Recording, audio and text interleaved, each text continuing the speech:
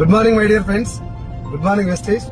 20 సంవత్సరాలు చదువుకొని ఏదో ఒక జాబ్ వచ్చిన తర్వాత మన చదువుకు సంబంధం లేనటువంటి జాబ్ చేసుకుంటూ కేవలం ఫ్యామిలీని పోషించడం కోసమే జాబ్ చేసుకుంటూ మనకున్నటువంటి కళల్ని మొత్తం నిర్వీర్యం చేసుకొని ఇక మన బతికింతే అని చెప్పి ఈఎంఐల ఊబిలో కూరుకుపోయినటువంటి నాలాంటి చాలా మంది జీవితాల్లో వెస్టీజ్ లాంటి ఒక ఆపర్చునిటీ వచ్చిన తర్వాత 45 సంవత్సరాలు నేను జాబ్ కోసం కష్టపడడానికి సిద్ధపడ్డా. ఆల్రెడీ 10-15 సంవత్సరాలు కష్టపడ్డా. ఇక్కడ కేవలం 2 సంవత్సరాలు అదే కష్టం ఇక్కడ పెడితే 2 సంవత్సరాలు గట్టి కష్టపడితే 3 తరాలు మారిపోతాయని తెలిసిన తర్వాత ఇది అర్థమైనటువంటి ప్రతి ఒక్కరూ ప్రాణం మొత్తం పెట్టి 24/7 లాగా వెస్టీలో పనిచేస్తున్నారు, జీవితాలు మార్చుకుంటున్నారు.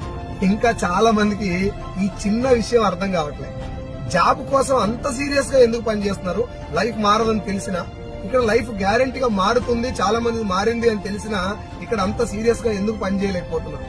ఒకసారి ఆలోచించండి. అండ్ మళ్ళీ చెప్తున్నా, జాబ్ చెడ్డది కాదు, కానీ నీ బలం జాబ్ కాదు. You can do more. Thank you so much.